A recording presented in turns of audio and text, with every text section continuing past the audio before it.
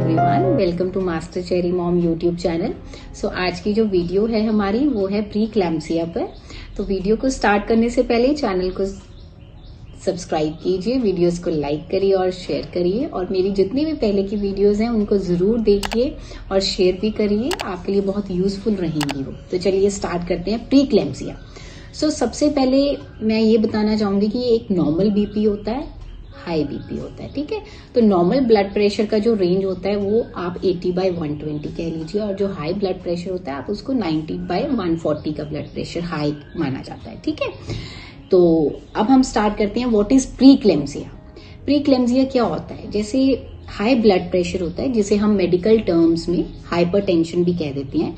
Pregnancy के time पे जब ये होता है तो उसको हम प्री क्लैम्सिया कह देते हैं, ठीक है। एक होता है जेस्टेशनल हाइपरटेंशन। हाइपरटेंशन को हम मेडिकल टर्म्स में कह रहे हैं, अदरवाइज इसको ब्लड प्रेशर कह देते हैं, हाई ब्लड प्रेशर, ठीक है। तो जेस्टेशनल हाइपरटेंशन में ये होता है कि जैसे कोई प्रेग्नेंट है, उनको हाई ब्लड प्रेशर होगा 20 वीक्स के बाद, ठीक है। वो जेस्टेशनल हाइपरटेंशन हो गया कि प्रेगनेंसी के टाइम पे हुआ लेकिन 20 वीक्स के बाद हुआ। लेटर ऑन कईयों को क्या होता है कि पहले से ही बिफोर प्रेगनेंसी कईयों को होता है कि उनको हाई ब्लड प्रेशर का प्रॉब्लम होती है ये चीज, ठीक है। तो ये जो होता है इसको हम कहते हैं क्रोनिक हाइपरटेंशन, ठीक है। बहुत स्वेयर इसको माना जाता है कि ये बहुत क्रोनिक हाइपरटेंशन होता है, ब्लड प्रेशर होता है, ठीक है, हाई ब्लड प्रेशर। अब क्या होता है कि जैसे 20 वीक्स के बाद जब डेवलप हो रहा है, आपको जिनको प्री क्लैम्सिया आ जाता है या फिर जिनको ऑलरेडी प्रेगनेंसी से पहले ही था, तो वो धीरे धीरे क्या होता है, वो प्री क्लैम्सिया में आ जाती है। जो रेंज होती है या फिर कह लीजिए कि जो प्रेग्नेंट वुमेन होती है उसको प्री क्लैम्सिया डिटेक्ट होता है। वो इसलिए प्री क्लैम्सिया कह दिया जाता है हाई ब्लड प्रेशर को या फिर हाइपरटेंशन को, क्योंकि उनको हाई ब्लड प्रेशर तो था बट उनके यूरिन में प्रोटीन्स भी आना शुरू हो जाते हैं, इसलिए इसको प्री क्लैम्सिया कहा जाता है, ठीक है। High blood pressure plus protein in the urine, इसलिए इनको प्री क्लैम्सिया कहते हैं, ठीक है। अब ये जो है प्री क्लैम्सिया, ये 2 to 8% जो प्रेग्नेंट विमेन होती हैं उनको इफेक्ट करता है, सबको नहीं करता। आप 2 to 8% के बीच में रखिए कि 5% लेडीज को या तो हो जाता होगा, ठीक है, 8% को हो जाता है। अब ये होता क्यों है? जब एम्ब्रियो जो होता है, जो बेबी हमारा होता है, एम्ब्रियो जो होता है, जब वो अटैच होता है यूट्रस के अंदर, यूट्राइन वॉल पे, तो जो प्लेसेंटा जो होता है ना, वो पूरी तरह से डेवलप नहीं हो पा रहा होता है प्रॉपरली, तो इसलिए प्री क्लैम्सिया हो जाता है। ये जो सिचुएशन है, ये प्रॉब्लम जो है इसलिए डेवलप हो जाती है कि प्लेसेंटा जो है वो डेवलप नहीं हो पा रहा होता है प्रॉपरली, ठीक है, टाइम ले रहा होता है। अब ये किसको हो सकता है प्री क्लैम्सिया? देखिए, सबसे पहले तो जो अगर किसी को डायबिटिक है कोई, उनको हो सकता है। सेकेंडली, किसी को हाई ब्लड प्रेशर का प्रॉब्लम है ही है पहले से, उनको हो सकता है। या फिर कोई बहुत यंग एज में है, उनको भी हो जाता है। आजकल यंग बच्चों को हो जाता है। वो क्यों होता है? एक तो उनका जो खाना पीना आप कह लीजिए जंक है, फ्राइड है, इसलिए हो जाता है। फिर कोई बहुत ओल्ड एज में तो वैसे ही जेन्युइनली वैसी प्रॉब्लम्स हो जाती हैं, तो भी हो जाता है ओल्ड एज में आके, ठीक है। कोई बहुत ओबेसिटी है, किसी को बहुत ज्यादा मोटापा है, तब भी ये चीज होती है। कईयों को ट्विन ट्रिपलेट प्रेगनेंसी होती है, तब भी प्री क्लैम्सिया डेवलप हो जाता है, ठीक है। कईयों को फैमिली में ही ये प्रॉब्लम चलती आ रही है, फैमिली हिस्ट्री में ये चीज है कि हाई ब्लड प्रेशर का प्रॉब्लम है ही है, उनको भी हो जाता है। किसी को किडनी की कोई प्रॉब्लम है पहले से, तब भी ये चीज क्या होता है, प्री क्लैम्सिया हो जाता है, ठीक है।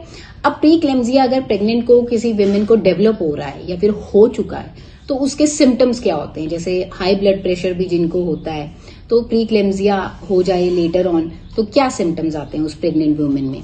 देखिए, सबसे पहले तो उनको हेडेक होगा, सर दर्द रहेगा। जब भी हाई बीपी किसी को हो जाता है तो हेडेक होता ही होता है। उनका जो विजन है, जो देखना है, वो ब्लर सा रहेगा, उनको क्लियरली नहीं दिखेगा, ब्लर्ड हो जाएंगे वो, ठीक है। फिर उसके बाद उनको एब्डोमिनल पेन होगा, वो भी राइट साइड पे। ये मेरा लेफ्ट है, तो राइट साइड पे ऊपर की तरफ, यहाँ पे एब्डोमिन के ऊपर थोड़ा सा उनको पेन होना शुरू हो जाता है, पेन होता है, ठीक है। फिर उनको जो बीपी है वो हाई रहेगा ही रहेगा, है ना, वो तो डिटेक्ट हो ही जाता है, क्योंकि whenever you go to the doctor, आपका ब्लड प्रेशर चेक होगा, वो वहीं से पता लगा लेंगे कि आपका ब्लड प्रेशर हाई जा रहा है कि नॉर्मल है कि लो जा रहा है, ठीक है। तो वहां से भी डिटेक्ट हो जाता है। फिर वो आपके जब यूरिन का आपका टेस्ट होता है तो उसमें भी पता चल जाता है कि प्रोटीन्स का लेवल क्या है, उनसे भी पता कर लेते हैं वो कि ये सिम्टम्स आ रहे हैं, प्रोटीन्स एक्सेस में हैं, कैसे है, तो भी आ जाता है। दोनों को कंबाइन करके देखते हैं कि आपकी बीपी की रिपोर्ट, जो बीपी आपका चेक किया है वो कितने लेवल पे, और प्रोटीन्स जो है यूरिन में वो कितने हैं, तो उसके थ्रू भी पता चल जाता है।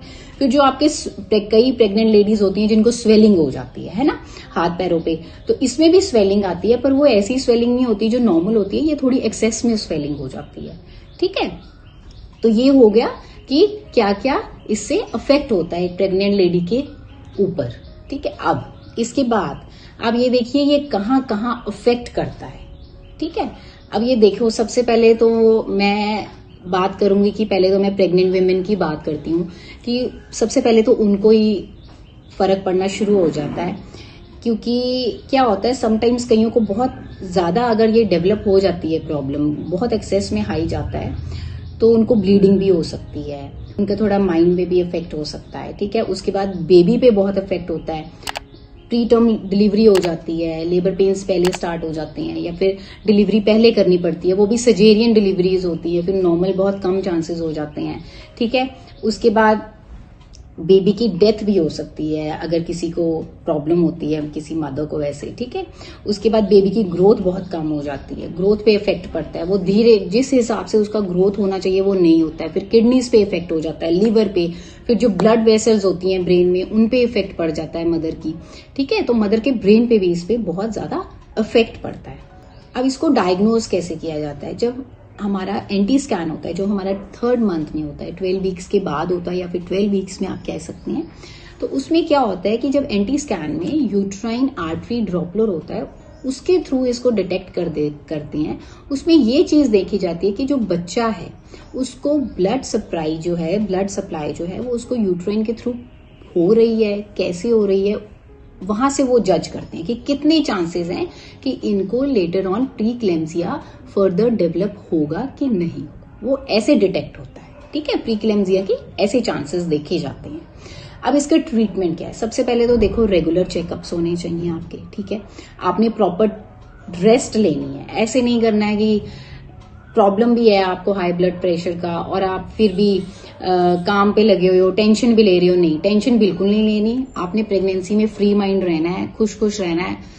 काम होता है ठीक है, नहीं होता छोड़ दो, थोड़ी देर बाद में कर लो, है ना, काम कहीं नहीं भागा जा रहा है, तो प्रॉपर रेस्ट लेनी है। फिर जो टेस्ट होते हैं उसमें मैंने आपको बताया, एक एंटी स्कैन में आपका देखा जाता है, फिर जैसे आपका 5th मंथ में टेस्ट होता है उसमें भी ये देखा जाता है कि कंट्रोल में है, कोई फर्दर और कॉम्प्लिकेशंस तो नहीं आएंगी, उसमें भी ये आपको डिटेक्ट कर सकते हैं। ठीक है, 5th मंथ में भी। अब उसके बाद फिर ये देखा जाता है मेडिसिन्स। अब मेडिसिन्स अगर मैं बताऊं तो मुझे तो स्टार्टिंग से ही मेडिसिन्स लग गई थी, जब मैं डॉक्टर के अपने गायनी के पास फर्स्ट टाइम गई थी। मैं मेडिसिन्स तो बता रही हूँ, बट आपने अपनी मर्जी से नहीं लेनी है। ठीक है, आपको जो आपके डॉक्टर गाइड करेंगे आपने उसी के अकॉर्डिंग लेनी है। तो एक होती है एस्पिरिन और एक इकोस्प्रिन, तो ये मेडिसिन देते हैं डॉक्टर्स, ये डॉक्टर ही आपको बताएंगे। मुझे दी गई थी इकोस्प्रिन, तो मैं सोच रही थी वो शायद ब्लड थिनर है, तो ब्लड थिनर के लिए वो दी जा रही है कि खून पतला रहे, बट वो इसलिए दी जाती है कि प्रॉब्लम डेवलप ना हो। मुझे स्टार्टिंग से दे दी गई थी, मेरा बीपी नॉर्मल था, बट मुझे स्टार्टिंग से दी जा रही थी वो। मेरा बीपी लो चला जाता था, मेरा हाई का इशू बाद में आना शुरू हुआ था एंड में, पर वो इतना नहीं था, ऐसे ही था, 1-2 बार आया होगा, बट मेरा लो हो जाता था। ठीक है, तो ये मेडिसिन दी जाती हैं। अब आपको मैं नेक्स्ट थिंग बताती हूँ कि आपने अवॉइड क्या करना है। सबसे पहले तो नमक कम कर दीजिए, बहुत नमक कम खाओ, हल्का नमक खाओ, क्योंकि हाई ब्लड प्रेशर में नमक जो है वो एडवाइजेबल नहीं होता। अब नमक जो सॉल्ट की मैं बात कर रही हूँ उसका ये मतलब नहीं कि मैं सब्जी में ही सॉल्ट की बात कर रही हूँ, नहीं, मैं नमकीन की भी इसमें बात कर रही हूँ।